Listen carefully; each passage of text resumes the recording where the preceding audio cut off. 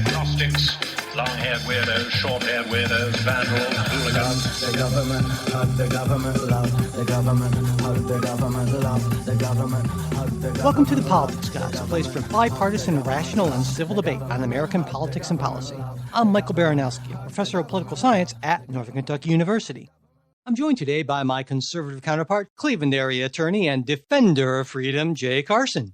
Hey, good morning, Mike. Hey, Jay. So I am really happy that you were able to make time for this. This is a very special episode of The Politics Guys, which makes me think back to those shows from our youth when, it was like the family would confront Billy about his drinking problem or something like that, whatever. But in this very special episode, we are going to be focusing exclusively on questions and comments that you've had for us, because it seems like on a regular basis, I say to folks on the Discord group and other places, hey, let's have your questions. We're this week for sure, we're going to get to listener questions and comments, and we completely ignore them. And people are starting to feel like, hey, what's the deal here? So I thought it would be good to do an episode for just that. And Jay happily agreed and had some time. So that is what we will be doing. But before we get to that, just really quickly, I wanted to first thank all of the people who have signed up for our Politics Guys Insiders tier to become part of that new thing we're going to be doing later on this month. And that's where we have a special segment of the midweek show where you guys choose the topic we talk about. And also for folks that are insider and above level, it's $10 a month and above on Patreon, you get an invitation to the conversation, and you can, include your comments in real time, and we will see them and respond to them. And I think it should be a really interesting experience, and I'm looking forward to it. It looks like there's some good interest among listeners. And so yeah, we hope to roll out the first poll on a topic you want us to discuss in maybe a week or so, and then we will get to it. So speaking of getting to it, we will get to our first question in just 1 second. All right, Jay. So are you ready to go? I'm ready to go. Bring it on. Okay, here we go. Bring it on. That's right. All right, here we go. Our first question comes from Dark Claw from the Discord group, who asks, what amount of gun deaths in a given year is acceptable as a trade-off for the right to bear arms? And so, Jay, I know Dark Claw has been very active on the Discord and has, I think, understandably, a real problem with all of the gun deaths in this country. And, in the past on the show, I've suggested that if people are being intellectually honest, gun rights advocates, they would say that there is, in fact, a trade-off, and that this is the price you pay for, quote unquote, freedom, at least this particular freedom. So I think it's a perfectly legitimate question, and I'll let you start off with an answer. So I think I will agree generally that any freedom comes with some measure of a trade-off. Now, where I might disagree is the direct linkage between when we say Second Amendment and gun rights to mass shootings and killings and so forth. That so, for example, the idea that those killings would not have taken place had the guns been illegal. That's been sort of a perennial argument that gun rights folks have made for decades and decades and decades, is that if you outlaw guns, the only people who have guns will be outlaws. And I think there's a lot to that. I don't think that's everything, right? Because I do believe there's a ubiquity that changes things. But I think there's also something you can look at and say, listen, we didn't have this problem 50 years ago, 60 years ago. And I don't know that it's the increase in guns. And you can trace also, I guess the next piece where I would break down the analogy is when we're talking about gun deaths, are we talking about the mass shooting type incidents? Are we talking about crime, gang related, drug gang type deaths? Are we talking about suicides? Because I think those are three separate categories. They all involve death and they all involve guns, but they're different problems. And I think you'd look to different solutions for them. And I think each of those problems is, if your goal or if your approach to the problem is, banning guns or banning magazines or something like that, that approach is going to have different levels of effectiveness to each of those three problems, if you follow me. So I guess that's sort of when you get the question of, well, is there a number? I don't know. I don't know that there's a number that we reach this. It's sort of like, to me, asking of, listen, is there a number of how many people will die of heart disease before the federal government bans trans fats, right? Because you can say, look, trans fats certainly go into heart disease. They're certainly a factor, but they're not the only factor. And heart disease arises from a bunch of other issues, and there might be other interventions that also might be appropriate and useful. So I guess my answer is I don't know that there's a number. Okay, let me ask you this. It's a matter of numbers, but I do want to say then there's another piece of it, that it's perhaps less number and more facts of the case and shockingness of the case, right? I think there is more outrage, and I think rightfully so. When it's something like a Sandy Hook, right, of a crazed person killing children, versus rival drug gangs killing one another. Now, there's certainly the argument that a lot of those drug gang type things and drive-by shooting, there are other innocent bystanders who get hit, and that still lives are lost and so forth. But that's what I'm saying. I think there's different reactions that are emotional reactions that I think can drive the appetite for various types of gun. Well, there's a lot there, Jay. There is. And I want to take issue with almost all of it. And but first, yeah, because I think I wouldn't say you're wrong, but I think you're. I don't even think you're being disingenuous, but I think you're approaching it in a way that, well, I'm going to approach it in a different way. But before I do that, all right, I want to say that I'm pretty sure that in your last comment about reactions to it, you're not making sort of an argument. Like there was a famous scene in The Godfather when the heads of the families get together and they talk about the drug trade, and the one family head says, let them deal the drugs in those neighborhoods. They're animals. Let them kill each other. Anyway, it doesn't matter. You're not suggesting that gang members who shoot each other, that's fine because they're somehow lesser in any way, right? I just want to, because people are going to hear that from what you said. What I'm saying is, if the question is what needs to happen to summon the political will for gun control, I think the incidents, your Sandy Hook type incidents, your school shootings, your mass shootings at a mall, will tend to galvanize that political will, whereas other crime doesn't. Yeah, I think you're wrong about that. Just because, I mean, in Las Vegas, I mean, in that shooting, I think 60 people were killed and over 400 were wounded, and we didn't see anything through that. So I'm going to actually answer Dark. No. Well, no, but don't misunderstand me. I'm not saying the question is, as I understood it, well, is there a number? And I'm saying no. I don't think it's a number. So I think you're wrong. I think these other factors that play in. But go ahead. Let's say, for instance, that next year, or that in 2023, something bizarre happens and 1 million Americans are killed by guns. That's totally just inconceivable, right? But I believe that there is no possible way that if 1 million Americans are killed through gun violence, the number, the last year we have good numbers for us, 2021, the number was 48,000. If that number jumps to 1 million, I think that is a number. That is a number where if 1 million Americans are killed because of guns in a single year, we would see significant gun control legislation that would pass with decent bipartisan majorities. Now, that's not going to happen, right? But my point is that there is a number. I mean, you would agree that, say, if 20 million Americans were killed by guns, we would do something about guns.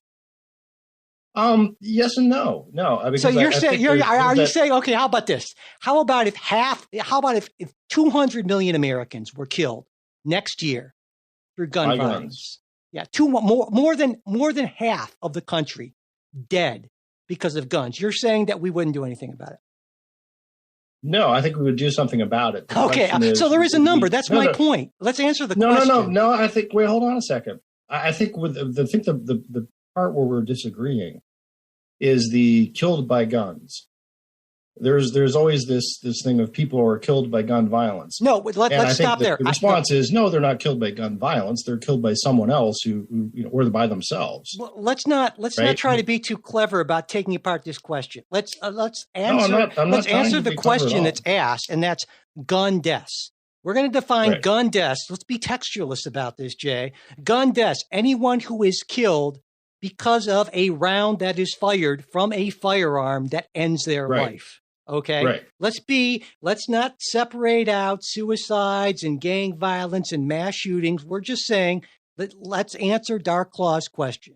How many people would have to be killed because of bullets entering their bodies and ending their lives in a single year in the United States? What would that number be, do we think, at a minimum, that would galvanize enough Americans to either get Congress to pass meaningful gun control legislation that would really make a difference, or even more, to get them to amend the Constitution in such a way that would allow for significant restrictions on guns that under current Supreme Court interpretations are not allowable. And I would say that would certainly be a huge number, and it would be way more than what we have now. And when I was thinking about this, and again, 1 million, I think at a minimum, I think you can make a case that, let's say, on average,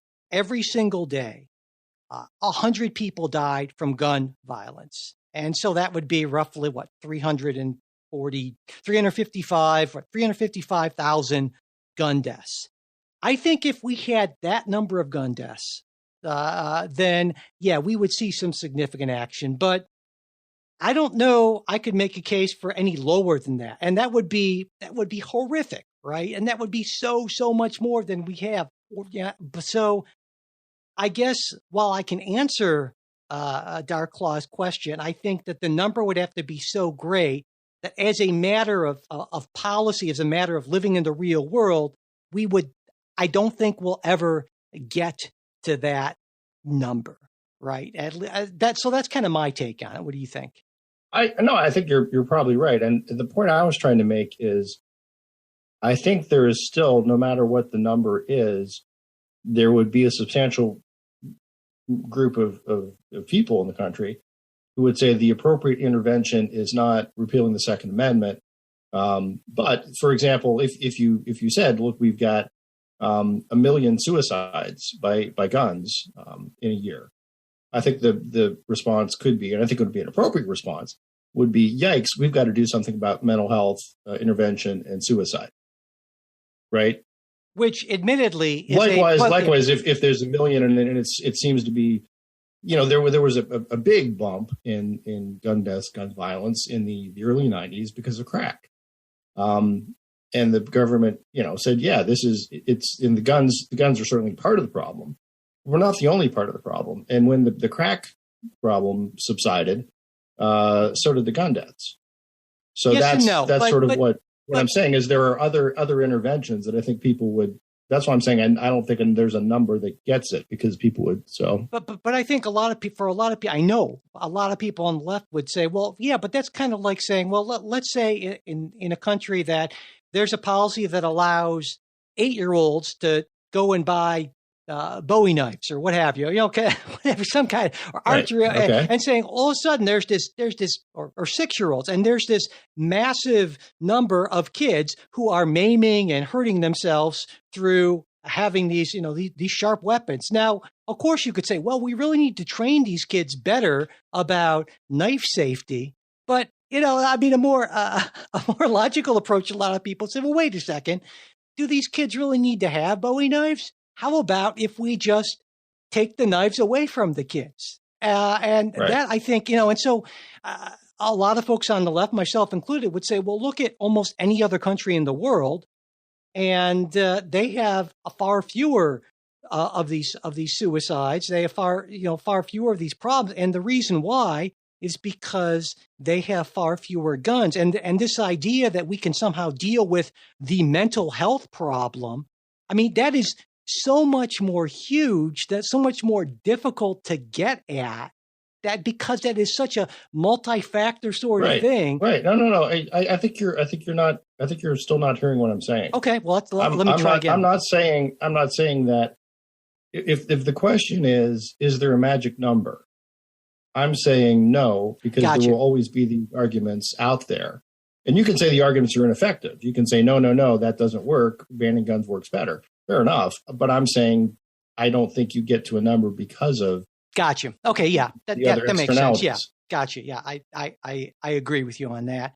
I think the other part of this that you pointed out that's worth discussing is, and I think you're right, is that making guns illegal or having restrictions isn't necessarily going to do a whole lot, given how inundated the United States. Yeah. And so what we would need to do is something like what Australia did in the 90s, is they had a massive gun buyback program. And according to a lot of analyses, that actually was very effective in significantly lowering the rate of both gun suicides and homicides. But that's because guns were actually taken out of, it actually reduced the number of guns. And so given what gun ownership looks like in the United States, the scale of that sort of program would have to be so massive that I just can't imagine anything like that happen. So I guess bottom line, Jay, let me jump on before you hit the bottom line. Yeah. I just want to jump on. No, please do. Yeah. I think it's something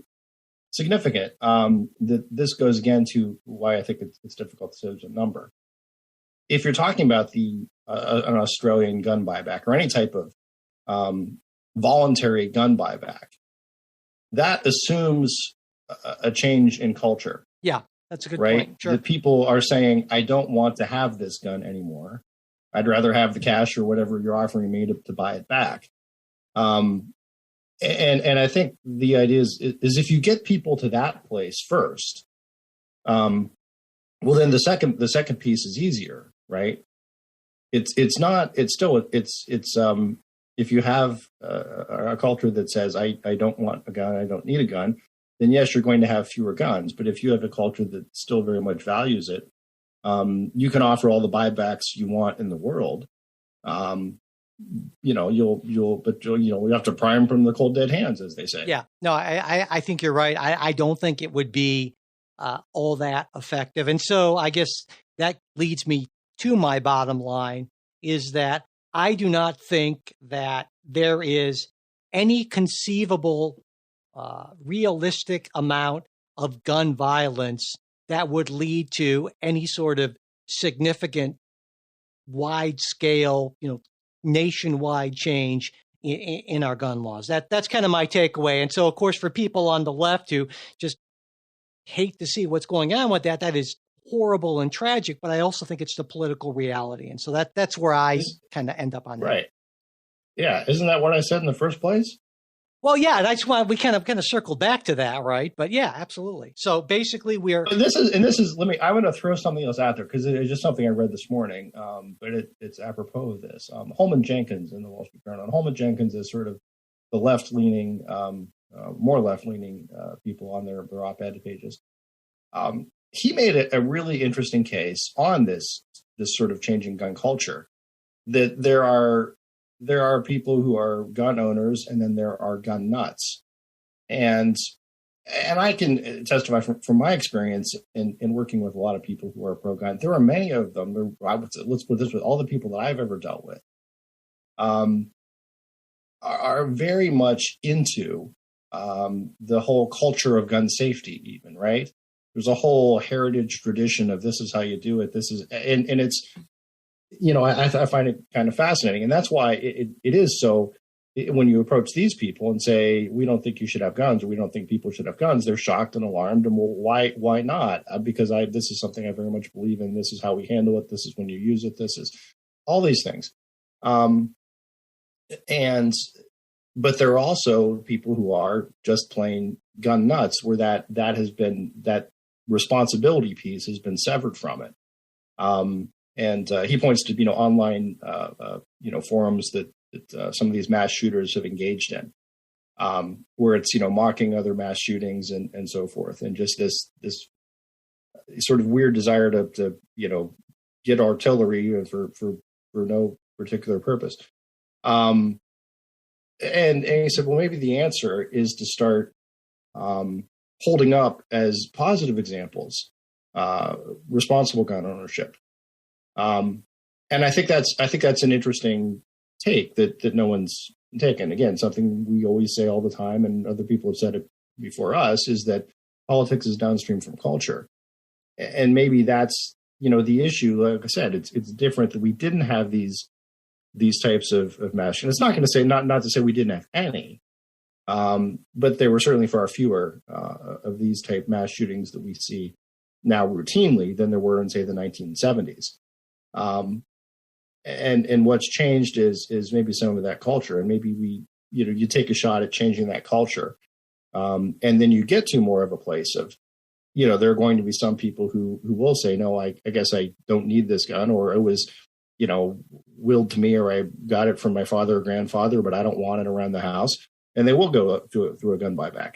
But I think that's an approach that I think may have some merit to it.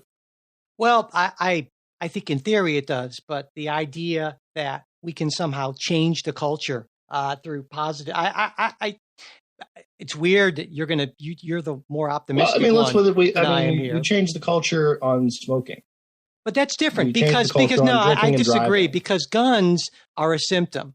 This gun nut sort of thing, as you call it, I think it's a symptom. It's a symptom of a cultural decline, of a cultural toxicity, of this horrible, angry partisanship that just holding up examples of good gun ownership is not going to do anything to address that. If you have somebody who's convinced that Joe Biden is a horrible, evil pedophile who stole an election and your country is being stolen from you, saying like, hey, be a responsible gun owner, that doesn't touch that.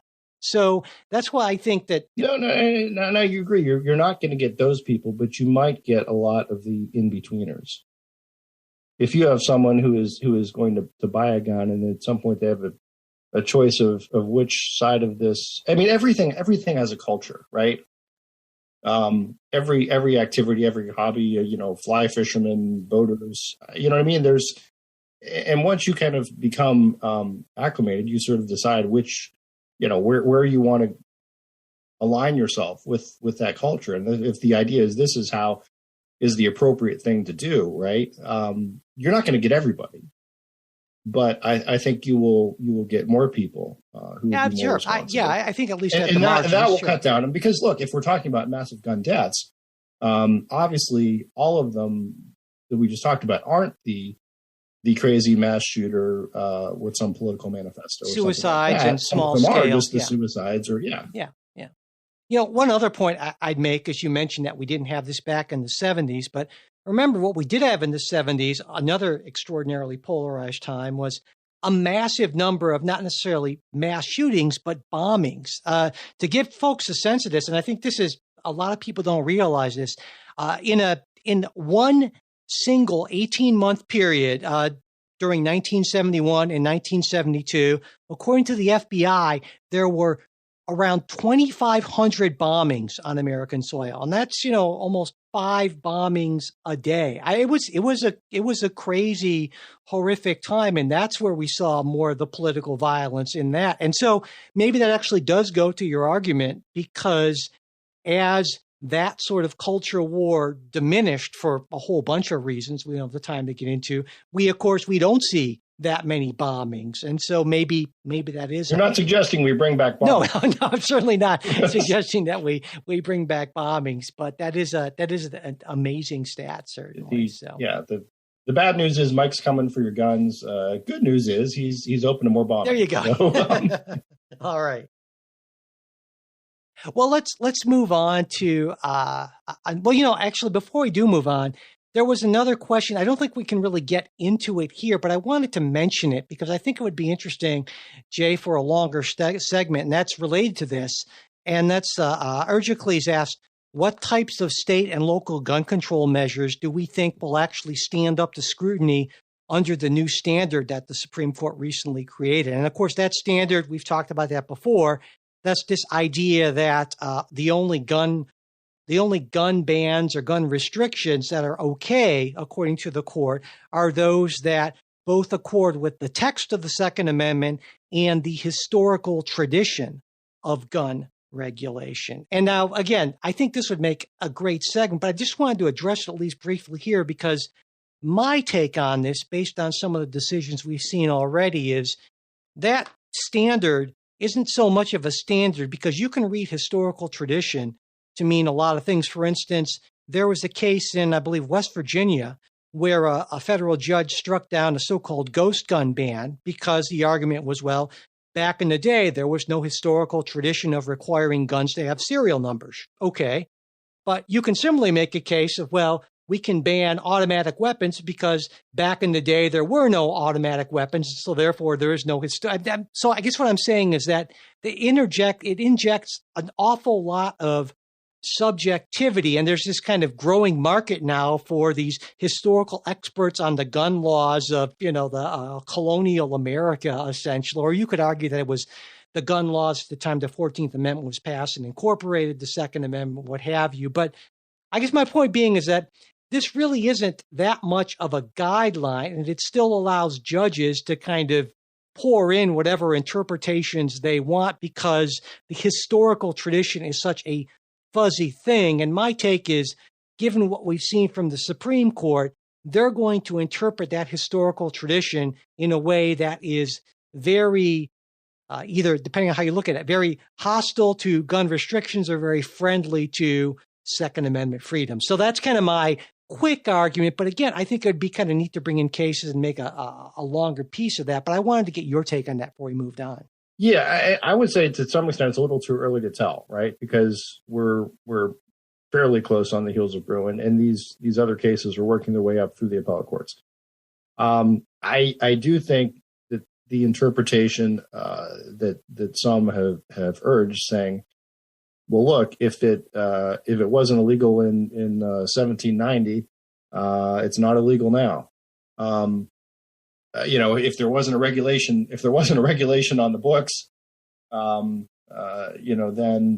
you can't regulate it now. And I don't think that's the correct view, and I don't think that's even what Bruen is saying. So I think it's going to get fleshed out as these cases go through the appeals courts, and then some of them are going to get up to the Supreme Court. And I think there'll be a dialing back, because if you consider, Bruen was pretty much you can have your gun, but you're never allowed to take it anywhere or use it or carry it, or you can. You're like a really nice paperweight. You have a right to bear arms as long as it's safely locked up in your home at all times. And I think the court rightly said, well, that's not really a right. And in doing so, promulgated this new test that, if you apply that test, really, but I think there will be other cases where we'll say, look, come on, this is not to say, and that would be you could harmonize sort of the old Second Amendment cases, of which there weren't a ton, right? With the newer test. So I think that's coming.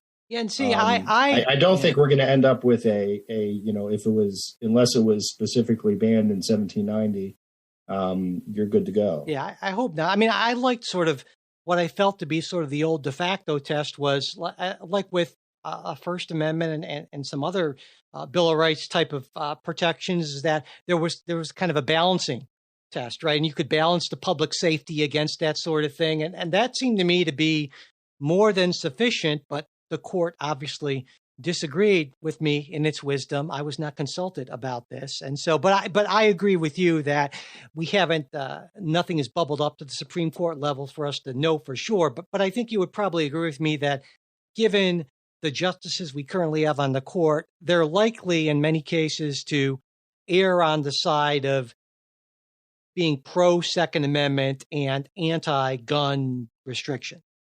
Other things probably. I think they'll be skeptical of regulations. But again, I think if you have to consider what those regulations are, because again, Bruen was such a case that it was completely regulated away the right altogether. Yeah, that was an extreme. And I think there may be others like the serial number type thing. That I could make a good argument of why would not have approved of, or would have approved of something like that. And I'm sure there's other capable people who will be able to do that. So, all right, well, let's move on to something very different. After what was, I think, a pretty good discussion a little while ago about party loyalty on our Discord group and how much we feel, various folks felt that our party is still our party, right? One of the folks, Daniel over there, framed the following question, Jay, for both of us.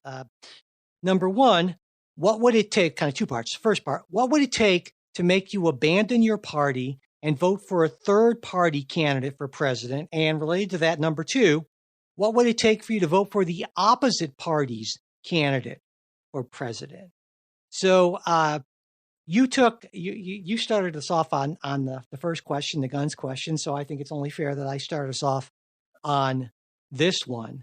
And I think it's interesting because the two questions are combined, or should be combined, because of course, because of our electoral system, the way it works out, voting for a third party candidate for president is not exactly the same. Tantamount to voting for the other. Exactly. When I talk about it in class, I say because of how we have elections, a first past the post, a winner take all sort of thing. Then basically you have this sort of electing your worst nightmare sort of scenario when you vote for your favorite candidate. So yeah.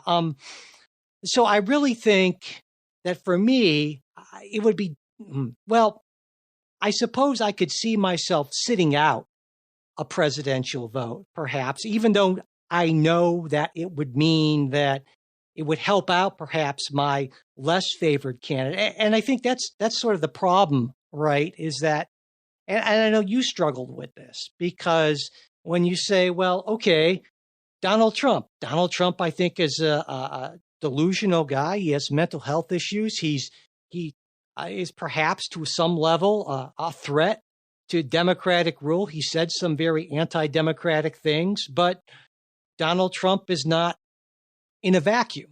Donald Trump is one of two, maybe not so palatable choices. And then you have to ask, what is the complete package? What are my options, basically? And so I guess my answer to the question is, in theory, it would have to be a Democratic candidate, because of course I am, I don't have a card, right? But I don't know if they still have cards, but if there were cards, I would be a card carrying Democrat, I suppose. I think the communists still have there you go. So, but I think it would require a Democratic candidate who was so far left and who I felt was so temperamentally unsuited for the job. And then on the other side of things, a Republican who I felt was fairly moderate and, pretty centrist. Like, for instance, I guess, and people want a real world example. So let's say, and I'm not sure how old she is right now, but let's say AOC ran for president. I think Pastor Prime. No, not Pastor Prime. No. I think she's not. I think she's Don Lemon would say. She might be too young. Yeah, she might be too young in 2024, but I believe she'd be eligible in 2028. Let's say that she ran against, say, someone like Joe Manchin, decided he was going to become a Republican. There's been some talk of that, right? Well, then I could see myself maybe voting for Manchin, or at least sitting out the election, saying like, yeah, a Manchin presidency, I am okay with that sort of thing. So that I think it would have to be the break point for me. It would have to be just someone who, both in terms of policy and temperament, I just felt to be so outside of the mainstream and what I'm comfortable with, and someone from the Republican Party who I would feel at least would be not awful, I suppose. And those would be that would be my real life example. So if today, right now, I would say, Democrat AOC running against newly turned Republican Joe Manchin, yeah, I probably sit that one out, I guess, would be the way I would look at it. So what do you think? They say if you don't vote, you can't complain, Mike. Yeah. I can still complain. Actually, you still can. Yeah, exactly. You don't really check. So I don't know. First of all, it's always kind of curious to me. We get these what would it take questions, and I'm so always a little perplexed. And I guess my answer tends to be Potter Stewart's answer about obscenity is, well, I know it when I see it. So it's hard to tell exactly, to say what would it take. But could I? And also, it's also a little weird as far as I don't like to. I go out of my way not to endorse candidates on the show because, one, it's not my job. Two, who cares what I think. So yeah, my sense is, could I vote for a third party? I probably wouldn't. Although I'll tell you, I mean, I've said this a number of times. I voted for John Kasich in 2016, and see how that turned out. But I would tend not to vote for a third party just because of, I think it's, in most cases, just not productive. But I don't know. I'm sort of a never say never. Could I vote for a Democrat? Sure. I've voted for Democrats in the past, and I will. I'm sure. It depends on the person, depends on the person they're running against, depends on the platform, depends on the time. So I guess that's the way I look at that is, I suppose I have more of a party affinity rather than a party loyalty. So I think what a lot of listeners who've raised this question before are thinking maybe more in terms of Donald Trump, right? And also sort of contrasting you with Trey, right? Because Trey has come out and said, listen, I didn't vote for Donald Trump in 2020. I just can't bring myself to vote for him. So, that doesn't necessarily mean Trey's a Democrat, but he's basically would at least, has said, well, I'm just going to sit this one out. I cannot in good conscience cast a vote for Donald Trump, even if it means Joe Biden, who I'm not a fan of. So that's Trey's line, right? And I know my prediction, and you don't have to answer this, right? But my prediction is that when it's just you in that voting booth in November of 2024, because you're still a voting person. I am, yeah. That's the way you ought to do it. I know you believe that, and that's fine. But I think when you are in that booth and you see Donald Trump R, because he's going to be the nominee, versus Joe Biden D, in the end you're going to say, put that whatever mark next to Donald Trump R. And I think that's, and again, that's kind of how I think it's going to play out. But I will not ask you to tell us that, because we'll see. Between you and there's still a ways to go before then. But that's kind of my prediction. So, all right. Well, let's move on to something else here. Let's see here. Okay, something a little more recent. In a recent episode, all of the hosts agreed, and this is you and me and Ryan as well, I believe, on this one, that Jean Carroll's case was weak and that she'd be unlikely to win. Given that the unanimous jury only deliberated for 3 hours, awarded over $5 million in damages, and included at least one known member who had a media diet of far-right talk radio, so the jury wasn't a bunch of leftists. Where was the disconnect between the analysis on this show and the actual outcome? Also, what, if any, impact will this verdict have on the 2024 race? So why don't you start us off with this one, Jay? So I would say the difference, and this is sort of the caveat that I led with when we talked about it, and the caveat I lead with in any jury case is we don't see everything the jury sees, and we see things that the jury doesn't see. We also don't have the time and focus that we're sitting hearing a case, 6, 8 hours a day for or so at a time. So yeah, that's my sense is when I read some of the stuff that came out, the Trump deposition, he said a lot of things that were very truly unhelpful to his case. There's a shock, yeah. And so I, reading that, I look back and say, yeah, if a jury received that, and also given the way it played out, where she testified live, he didn't. And it's one of those situations where, unlike a criminal trial, right, you can draw presumptions by people's refusal to come up and testify. Although, I mean, he testified by deposition still, but yeah, I can see how the jury got there. So yeah, that's my thing, and that's why again I'm hesitant to, when we're talking about. It's one thing to talk about Court of Appeals cases or Supreme Court cases, sure, yeah, where the briefs are all there, the law's all there. It's just sort of looking at where it ought to go based on that, as opposed to a jury trial, which can turn on multiple facts.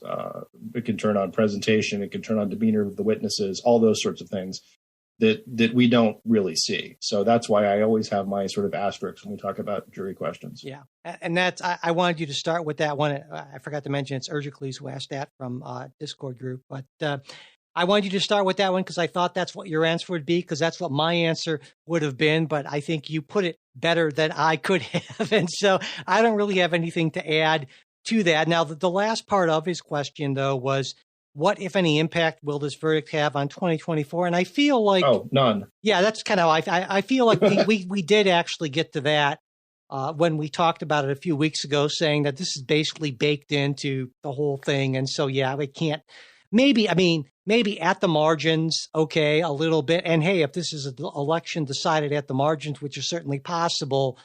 Yeah, so I'd say it could be small. Yeah, I could say you could peel off some especially women suburban voters who may have been really on the fence reluctantly. Maybe they might have reluctantly voted Trump in 2020, and now would say, "Nah, I'm done." But keep in mind, I would think there would also be a whole host of other reasons why those same voters would also say, "Look, I'm done with Trump." Yeah, I agree.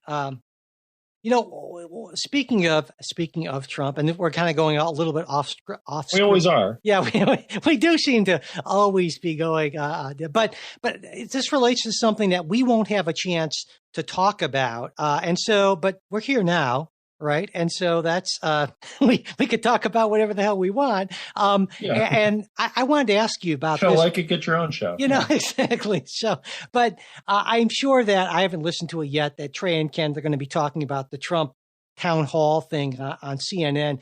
And there was a point that I wanted to raise about that, at least bring up with you, that I thought was interesting. And I don't often say Ben Shapiro raised an interesting point. But I will say that here, because I hadn't thought about this, but he mentioned this in a tweet saying that, if you look at this CNN town hall thing from a different perspective, you say, well, CNN billed it as a Republican primary town hall sort of thing, which, okay, I think that's kind of ridiculous in the first place. If you're a Republican voter, you're not going to. But anyway, say if they were really if they were really going with that, why didn't they ask questions that Republican primary voters care about? Why did they focus on January 6th, the election stuff, the document scandal?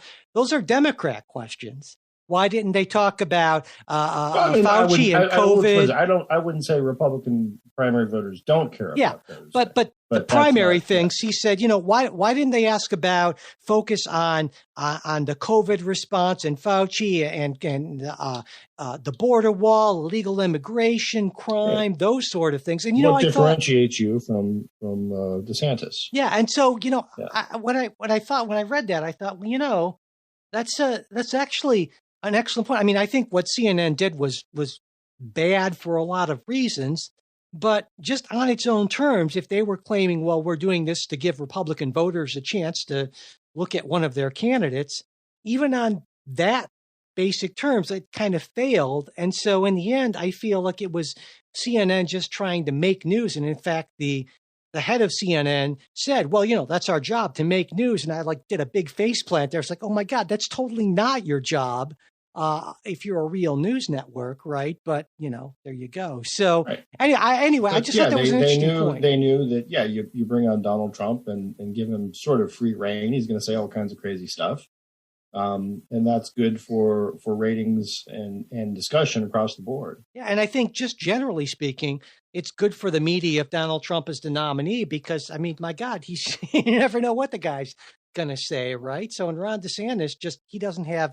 It's a pretty big charisma deficit by comparison. So yeah, I mean, I've long said that if you think most of the news media, at least the corporate folks running it, care about fully and fairly informing you about the news of the day and making you a better citizen, man, I don't know what you're smoking, but I would like some of it, So anyway, just wanted to bring that up.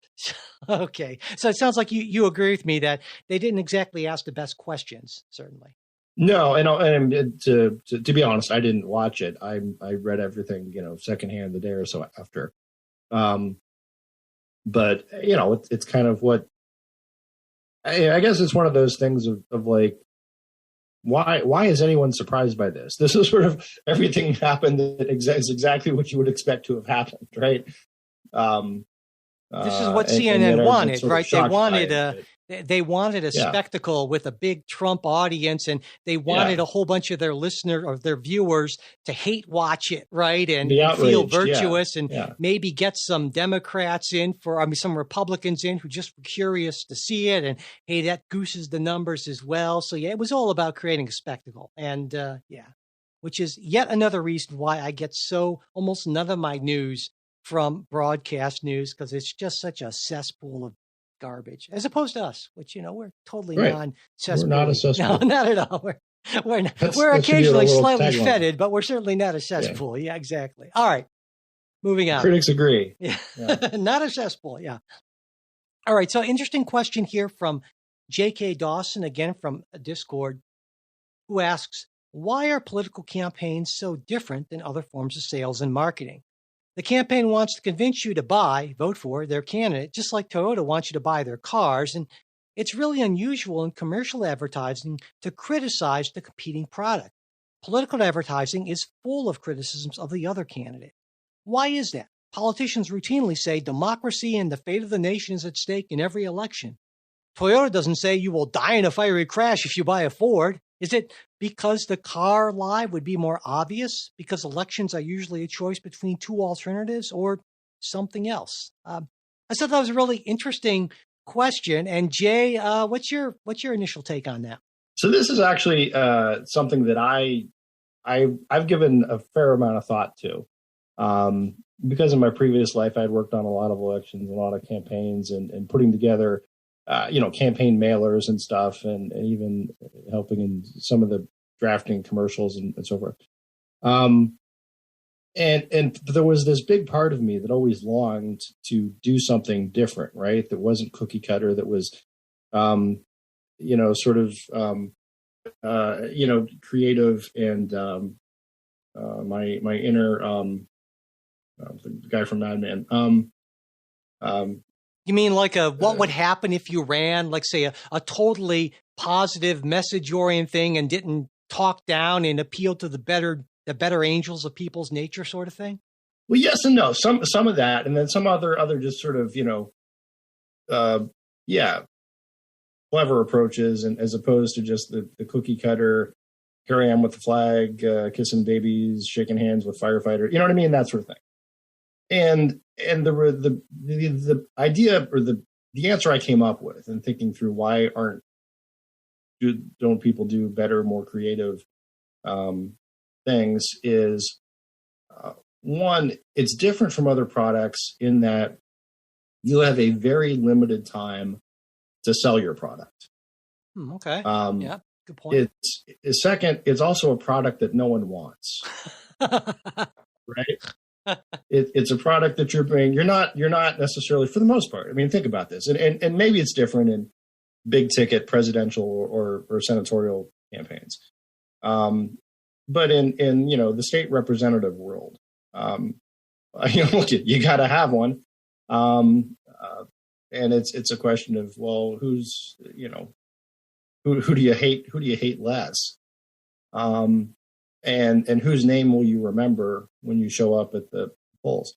And also keep in mind, a lot of times those type campaigns are geared towards your lowest information voter, right? And that all you're trying to get out is, hey, here's this guy's name. Here's that name again is Mr. Plow, type thing, right? Remember this guy, he's for America. He's against bad things. So yeah, I think that's part of it, right? You have this very narrow time span in which to put together an ad campaign. Often you sort of have to have it sort of ready to go even before you're in it. So it's not like you can do a long-term, hey, this is our promotion we're going to run for the next year. So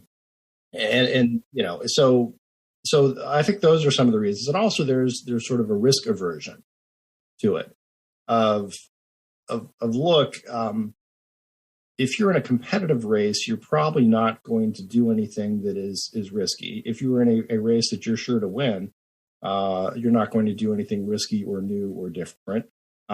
If you're some crazy dark horse guy, well, maybe you do, right? Just on the idea of, look, if I do something crazy and different, I get some earned media out of it that I wouldn't otherwise.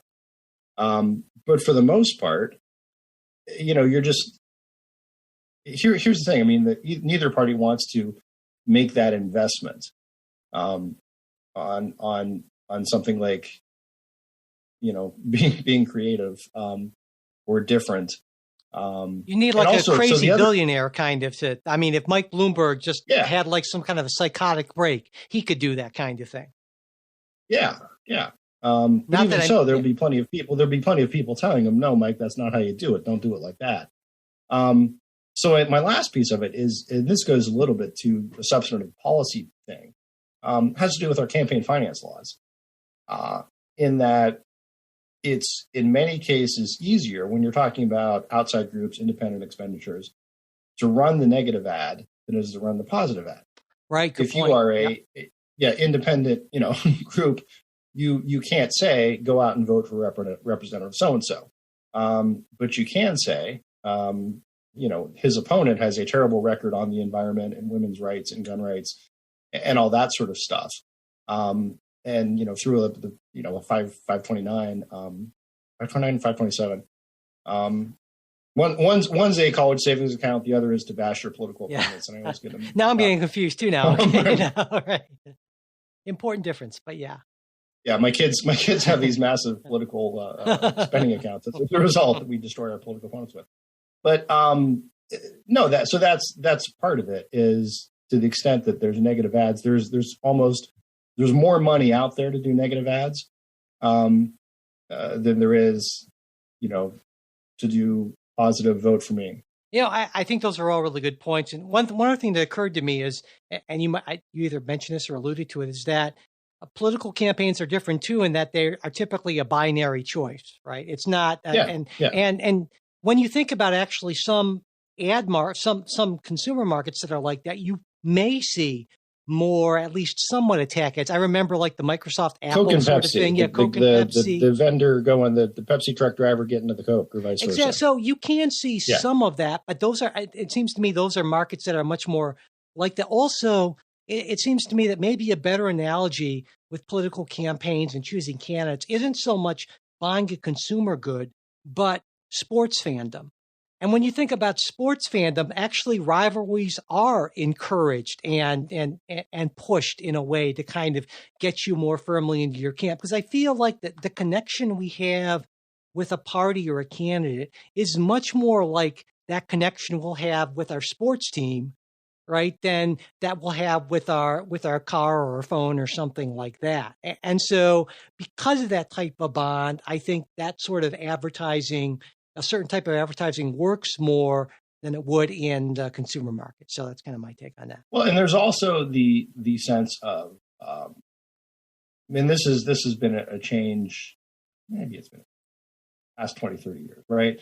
And we talk about this all the time, is campaigning to bring out your base versus campaigning to win over undecideds. And every campaign is going to vary on what matters more. But in a lot of races, particularly congressional races, it's going to be about bringing out the base rather than convincing someone who's undecided. Right. And so you want the red meat kind of stuff for that. Yeah, I think that's a good point. Definitely. All right, we have time for one more question, and it is from Ryan from our Facebook page, who asks, if Trump wins, how fast does Russia steamroll Ukraine? Now, to which another person on our Facebook page, JP Jefferson, replied, or alternate possibility, peace breaks out immediately in the same way the hostages were released in Tehran minutes after Reagan was inaugurated. So I thought that was a pretty interesting question and response we're on our Facebook page there. So, Jay, what do you think? Now, obviously, the premise from Ryan is that Russia does steamroll Ukraine if Trump wins. It's just a matter of time. So why don't you start us off with this one? Well, I guess the first premise is that the Russia-Ukraine conflict is still going on by January of 2025. Good point. That's like 20 months from now or so. Yeah. And that would be almost double the time or twice the amount of time the war's been going on, because I think it's been like around 15 About months. A year, so over a year, right? Yeah. So okay. So yeah, that's the first premise that I don't necessarily buy into. Secondly, I think does something change overnight? I doubt it. Just because these things are difficult to turn around quickly, and it's different from, say, the hostages being released, which was an Iranian unilateral decision. This is something that's much more complicated and a whole lot. Let's put it this way: there was essentially one person, the Ayatollah Khomeini, who could make that decision. Yeah, and here the Ukrainians have kind of a say in this more than a little bit. Yeah. So it's I don't see that happening right away. You also have allies. You have other stuff that material and so forth that's been committed, and folks are going to argue we need to have a return on that. That we shouldn't just throw this down. The other premise is that, and the first question is that Trump is the Putin toady that he was claimed to be, which I've never really seen. I think he says a lot of stuff that is meant to flatter Putin, was meant to flatter Putin, and he's a strong leader and all that kind of stuff. Look, I think the fact that Putin didn't invade Ukraine during the Trump presidency is a little telling, right? If Trump was the Putin stooge who would do nothing, then why not walk in there when you knew the U.S. would not support the Ukrainians or so forth? But well, counter to that, before you move on, my sense is, before you move on that, counter to that, I would say there's that whole madman theory, is that if you're Putin, you say, God, I don't know what this guy's going to do. He could embrace me. He could nuke me. And that's, right. So, no, that's sort of, where I am. That, because Trump's nuts. He's unpredictable. Yeah. My take on that, Jay, is, and this I think gets to the concern, not just on the left, but on the right, is that in Trump and also to DeSantis, he's made remarks to this about this as well, this kind of new isolationism on the right, if you will, and that the argument being that, well, Putin is pulling for a Trump or a DeSantis win because he knows that if nothing else, that will probably lead to a decrease in U.S. support for Ukraine for various reasons. And so even if Russia doesn't steamroll Ukraine, it will make it easier for Russia to push whatever position it's in. And maybe that's just, maintain and consolidate a hold over those eastern portions and get some sort of a ceasefire, because Trump has said a number of times that, hey, I could solve this in a day, whatever. And okay, that's typical Trump bluster. But it seems you could see a situation where he would be interested in pushing Ukraine to accept some sort of negotiated peace that is more favorable to Russia than would be the case under, say, a Biden administration or under a more conventional, old school Republican administration, someone who's not a Trump or a DeSantis. I think that's a fair guess. But it's also, Trump being Trump, it's sort of that same thing. I don't know. He could also say, all right, it's on. We're sending troops. We're going to nuke it, right? But in a sense, I don't think so, because, and here's why. I think Donald Trump loves to play the tough guy, but in the end, I think Donald Trump is at his core, he is an immense coward, and so I don't think that he really steps up in that way, because I think he's psychologically, I don't think he has that sort of courage. He seems to me to be kind of a standard issue. I think he would rather see himself as the master strategist and deal maker. Yeah, definitely. Yeah, that's how he views himself, and he would say, "Listen, I brought peace to this troubled region because I'm so good at making deals." Yeah, I can see. So I say maybe it's less a thing of cowardice and more a thing of this is how he sees himself is. He's not one to stand on principle. You think? You know what I mean? That's sort of generally. Yeah. That's fair. So So I think that's fair. It's if there's Trump and if the conflict is still going on, and Trump is elected, obviously, the other thing it's tough to say, right? Is because obviously that's going to be an issue in the campaign. And once we get to an actual campaign and we're a year or so down the road from where we are now, and we'll know more about, what the situation is on the ground, and people will be asked, what's your plan for Ukraine? Then we'll know. So, but I don't think it would be an immediate pull out all support for Ukraine, assuming it's still going on at that point. Yeah. And that's why, I wouldn't, at this point, certainly this very early point, press you specifically about your decision in 2024, because I know that is a factor that's of deep concern to you, as like me, an old cold warrior sort of thing. And so if a situation emerges where Trump feels forced to say all kinds of crazy things that sound extraordinarily pro-Russia and anti-Ukraine, of course, that's going to go into your thinking. And I would hope the thinking of millions of Americans when they're casting their votes. So. All right. Well, Jay, I appreciate you taking the time out of your Saturday to do this. And we didn't get to all the questions we wanted to, but we did make a dent in them at least. So that's getting there, cool. Through the old mailbag. Absolutely. And again, remember, folks, that if you haven't yet leveled up your support tier for the show, and you're interested in doing that and being part of selecting a story segment and also taking part in real time, you can do that by going to patreon.com/politics, guys. Really easy to do. And if you decide, you do that and you're like, oh, well, this stunk. Well, you can always just revert right back, and we will even refund your money. Maybe not with a smile. No, we'll do it with a smile. What the hell, but yeah, we hope you'll check that out. And just generally, we really do appreciate your support in all the ways that you support us, whether that's financially or whether that's through just sending, sharing the show and talking about it on social media, whatever you do. We really do appreciate it. And if you want to get in touch with us for whatever reason, supporters, you can do that, of course, on our Discord. You can also send us an old-fashioned email. Sorry, guys, could do snail mail. But anyway, hell-fashioned email at mail@politicsguys.com. And also, we're on Facebook and Twitter. And as always, you will find links to all of that in the show notes. And finally, as always, a very special thanks to our outstanding executive producers, Bruce Johnson, Wilma Moreno, Andra Masker, Daniel Toe, Ryan Beasley, Don Oglesby, and Ivan English.